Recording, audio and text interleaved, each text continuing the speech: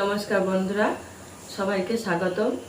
চলে এসেছি আজকে রান্নাঘরে। আজকে রান্না করব পটল চিংড়ি। এই যে বড় বড় চিংড়ি বাই নিয়ে চলে এসেছি। চিংড়ি দিয়ে পটল চিংড়ি। এই যে পটলটা কেটে নিয়েছি। এইভাবে পটলটা কুটলে পটলের মশলা টশলা ভালো হয়ে ঢোকে, সেই জন্য এইভাবে পটলটা কেটে নিয়েছি।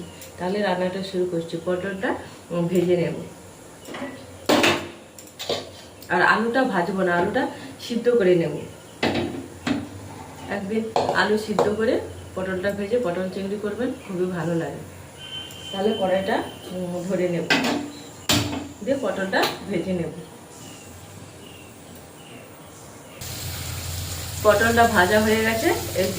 এই আলুটা সিদ্ধ করে নিয়েছি, এই আলুর সঙ্গে দিয়ে দিই।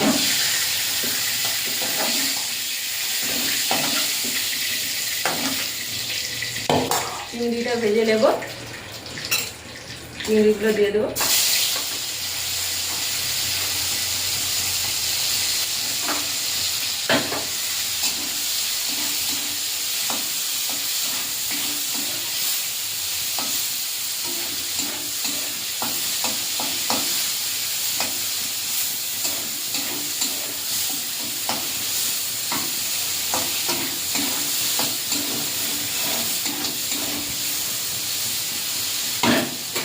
এইভাবে চিংড়িটা ভেজে নিয়েছি, এবারে তুলে নেব।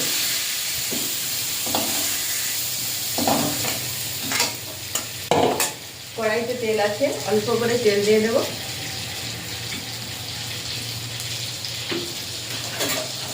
দিয়ে দেবো পেঁয়াজ। পেঁয়াজটা ভালো করে ভাজা ভাজা করে নেব।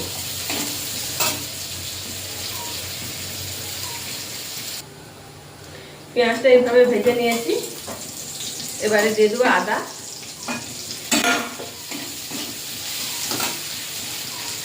হলুদ, লঙ্কার গুঁড়ো,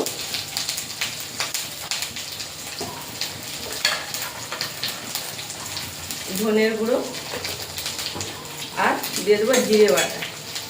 দিয়ে মশলাটা ভালো করে কষে নেব।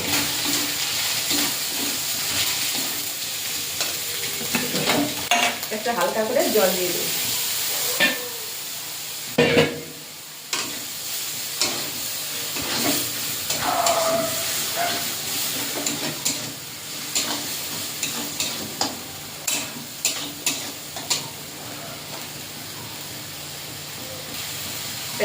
মশলাটা কত সুন্দর কষানো হয়ে গেছে, মশলা থেকে তেল ছেড়ে গেছে। এবারে ভেজে রাখা পটল আর চিংড়ি আর সেদ্ধ করা আলু দিয়ে দেবো। পটল ভাজার সময় লবণ দিয়েছিলাম, অল্প একটু লবণ দিয়ে দেবো। দিয়ে কষে জল দিয়ে দেবো, অল্প, বেশি জল দেবো না, যেহেতু আলু সেদ্ধ করা আছে, অল্প জল দেবো।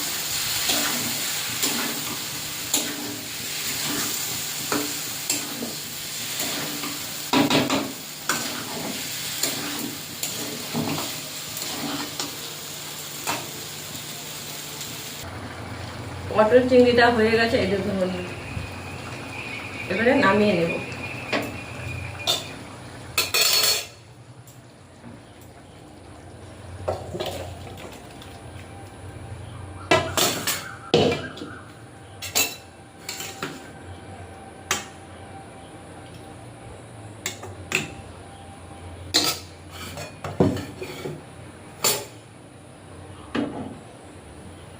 এই দেখুন পটল চিংড়ি। তাহলে বন্ধুরা আজকে আসছি, টাটা।